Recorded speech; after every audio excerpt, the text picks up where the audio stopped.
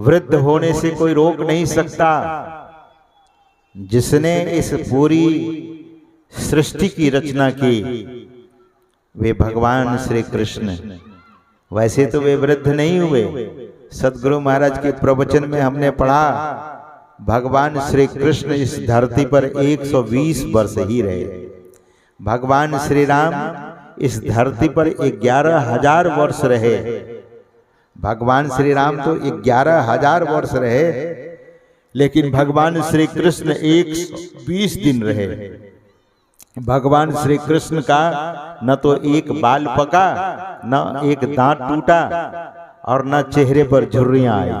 इसलिए कि द्वापर में जिस समय भगवान श्री कृष्ण का अवतार हुआ था तो मनुष्य की आयु 1,000 वर्ष, तो 120 वर्ष हुए, तो स्वाभाविक बात थी।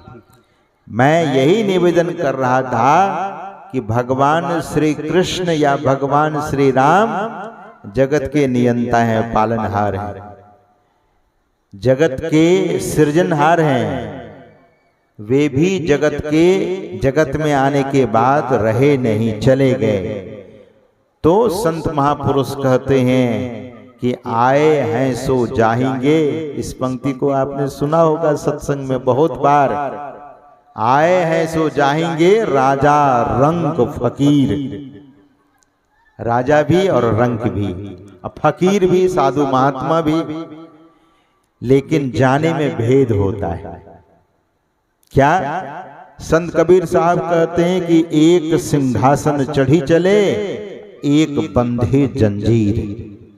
एक तो सिंहासन पर चढ़कर जाते हैं, और भारत में सज्जनों ऐसे ऐसे संत हुए जो साक्षात विमान को उतार लिया धरती पर।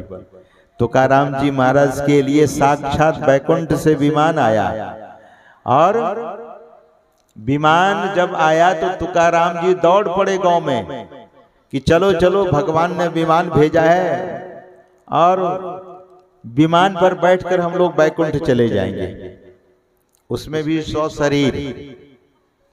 अगर ऑस्ट्रेलिया की कोई कंपनी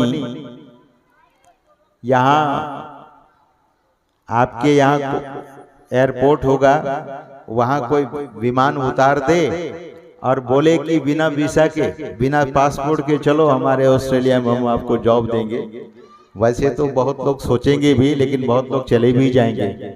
तुकाराम जी महाराज जब गए गांव में सबको कहने के लिए कि भगवान ने विमान भेजा है, चलो भगवान के धाम चलते हैं, तो सबों ने मना कर दिया। बोले हमें यह काम, हमारा वो काम, हमारा ये काम, सब लोगों ने बहाना बना दिया।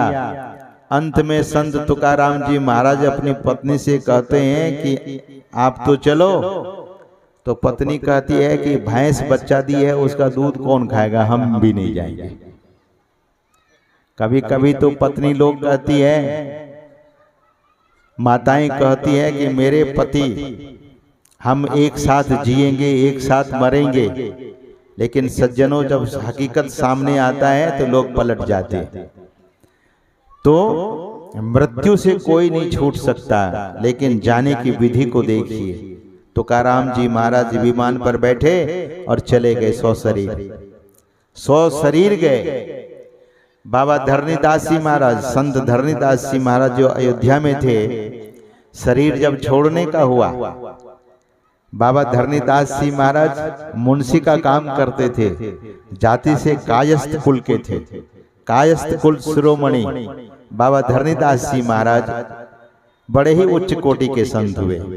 जब शरीर छोड़ना हुआ तो बाबा धरणीदास जी महाराज सभी भक्तों से कहा कि मैं शरीर छोड़ने जा रहा हूं और सरयू नदी में जाकर शरीर छोड़ूंगा। तो लोगों ने सोचा कि जल समाधि लेंगे, लेकिन जल समाधि नहीं लिया। पीछे पीछे सभी लोग कीर्तन करते गए। बाबा धरणीदास जी महाराज आगे आगे गए। सरयू नदी में जैसे प्रवेश करते हैं तो जल के सतह पर चलने लगे। जैसे धरती पर चलते थे वैसे जल की सतह पर चलने लगे। लोगों को बड़ी हैरानी हुई, कुछ लोग अंदर भी आए। तो बाबा धरणीदास जी उलट करके बोले कि बस मेरी आज्ञा है कि आप लोग आगे न बढ़ें। सब लोग किनारे पर कीर्तन कर रहे थे, बाबा धरणीदास जी महाराज की जय जयकार कर रहे थे, जय जयकार लगा रहे थे। और बाबा धरणीदास जी महाराज सरयू नदी के बीच मध्य में जल पर पद्मासन लगाकर ध्यानस्थ हो जाते। और ध्यानस्थ होने के साथ ही साथ उनके शरीर से ऐसी कांति निकलने लगी, ज्योति निकलने लगी, पूरा शरीर ज्योतिमय हो गया। अब शरीर नहीं दिखने लगा, एक ज्योति पुंज, और नदी के जल के सहारे उनका वो शरीर बह भी रहा था। और फिर जल के सतह से ऊपर उठते उठते वो प्रकाश पुंज आकाश में जाकर विलीन हो गया। ऐसे शरीर छोड़े बाबा धरणीदास जी महाराज। तो कबीर साहब कहते हैं, एक सिंहासन चढ़ी चले एक बंधे जंजीर। एक कथा डोंगरे जी महाराज कहा करते थे कि सेठ जब मरने लगे तो गला उसका घिर गया, घर्राने लगा। तो अपने बेटे लोगों को बहुत इशारा करते थे, हाथ से इशारा करते थे। तो बेटे ने सोचा कि हो सकता है कहीं धन ज्यादा जमा करके रखे होंगे, वही बताना चाहते हैं, अब जा रहे हैं, हो सकता है सबको धन बांट देंगे। तो एक वैद्य के पास गए। वैद्य ने कहा कि देखो, हम तुम्हारे पिता को बोलने की क्षमता तो दे देंगे, लेकिन पैसा लगेगा कम से कम 5 लाख।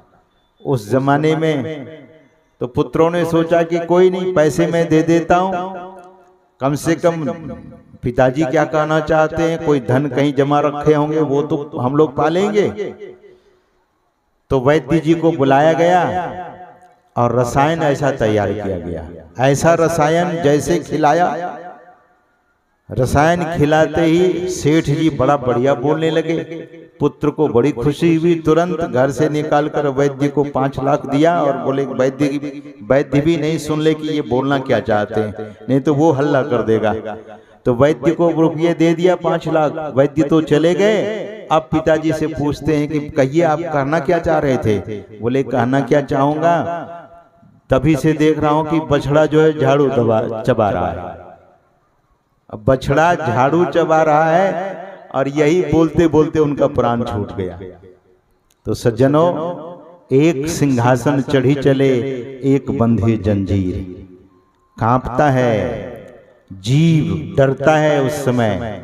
भगवान श्री कृष्ण कहते हैं कि मृत्यु निश्चित है। गीता में कहते हैं जातस्य हि ध्रुवो मृत्युः ध्रुवम जन्म मृतस्य च। मृत्यु तो निश्चित है सज्जनों। पूज्यपाद महर्षि साई स्वामी जी महाराज कहा करते थे कि देखो जी, कोई मरेगा नहीं, कोई निरोग रहेगा या नहीं भी रहेगा, कोई पढ़ेगा नहीं भी पढ़ेगा, कोई विद्वान बनेगा नहीं भी बनेगा, कोई धनवान बनेगा नहीं भी बनेगा, लेकिन किसी की मृत्यु होगी नहीं होगी ऐसा नहीं कर सकते। मृत्यु सबकी निश्चित रहती है।